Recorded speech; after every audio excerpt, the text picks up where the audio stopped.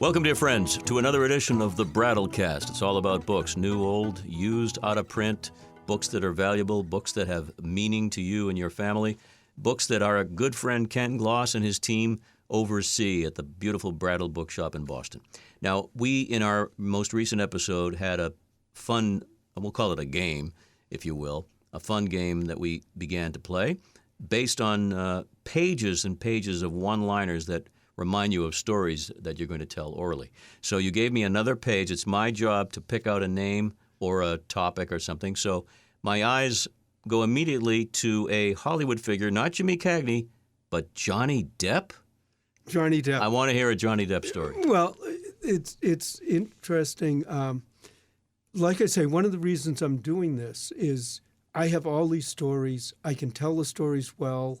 If we ever want to, my kids want to have it in the future, I figure we're going to do a number of these podcasts, and if they work, we'll get them down. Johnny Depp. I was out of the store on a buying some books. This was maybe eight or 10 years ago, and I get back to the store, and my manager goes, "Johnny Depp's upstairs," and I go, "Who? What?" and they go, "Yeah, he's upstairs." And which the third floor of our store is the rare book room. Yeah. And he was in town doing some sort of movie. I'm not sure exactly. Might have been the Whitey Bulger movie. I'm pretty sure. Yeah, that Black Mass or whatever. Yeah, probably that. And he had 3 or 4 people with him. He had obviously someone who just took him around. Yeah. He had Amber Heard with him, who they weren't married at that point. It was the good days before things got ugly. Before things got ugly.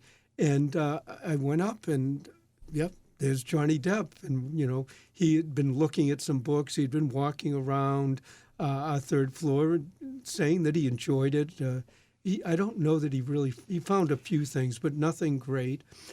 Part of what it was is I think he was also seeing if Amber Heard, who they were engaged at the time, whether there were any books she wanted. He likes bookstores. He likes literature. So it was sort of fun. And of course, my whole staff and the people there were, wow, it's Johnny Depp. And you know, I said to him, I'm happy you're here. Is there anything we can show you? Showed him a few things. And I said, you know, I actually have a story that you might like to hear. Mm-hmm. And, you know, he had time. He said, sure, tell me. Well, I said, a number of years ago, I got called to a convent in Boston. See, these can go on tangents that you never expect. All right. I got called to a convent in Boston, and I said it was a very traditional Catholic convent. The nuns wore habits and whatever, and I had to go down to the library. They had some books they wanted me to look at. Mm-hmm. And some of the nuns were fairly young, some were older, and I got to this older building that was sort of more 1950s architectural, looked like an old school convent, go down to the convent. But as I'm walking down to the convent, there were movie posters on the wall. And there was a lot of James Bond, and then there was Edward Scissorhands, oh my God, which was a movie that I loved. And I walked in, and it was the nun was very nice, but she was probably in her early 30s. And, you know, she showed me the books. And one of the things, I've been in convents and rectories and all that, and you realize the people there, you have a way of looking at them when they're in their collars but they're people. Mm-hmm. And if you can get them talking, they're people. They enjoy things.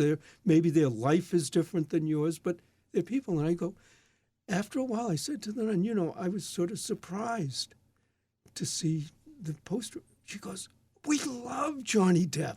She goes, every time his movies come, we try to get there and see them. I mean, Johnny Depp is just absolutely wonderful. Hysterical. And you know, and I'm talking to this nun in habit, and she's just going on and gushing about Johnny Depp. And I'm telling him this.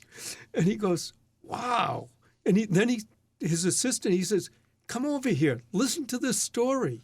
The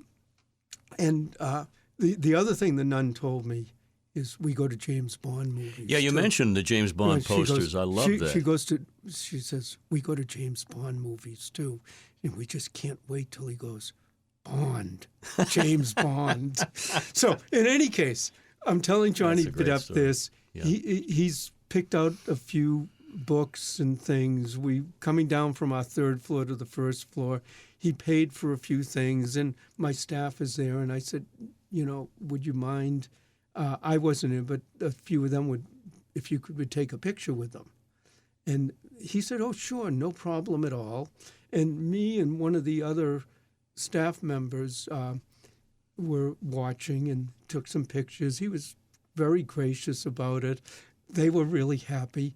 And then one of my younger staff members, he worked summers, college and that, and Amber Heard, he goes, he asked her, can I take a picture with you?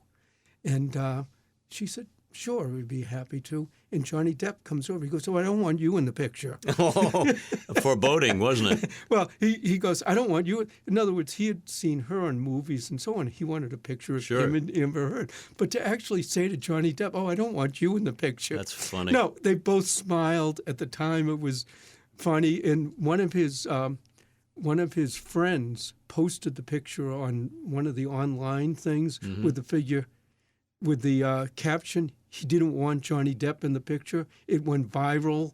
Probably 500,000 people viewed that picture. But there we were at the store. He comes in. Not only is it fun because he comes in, my staff and everybody, the people I've worked with, they were excited. It turns out he's very literate and collects books and so on. We didn't have any high-priced things he wanted at the time. But we met him. We met Amber Heard when they were in good relationships together. We got pictures, but we brought the Catholic Church and nuns into the story. The one thing I regretted was I had said to his assistant, you're in town for this movie. It would be so great PR-wise if you had a little extra time and Johnny went to that convent. They would just be thrilled and so on. Sure. One of the problems turned up would be they might have had to get permission for him to film there. Right. And that never happened, but I just thought that would have been the perfect PR thing for being in Boston, going to a convent where all the nuns waited for the next Johnny Depp movie.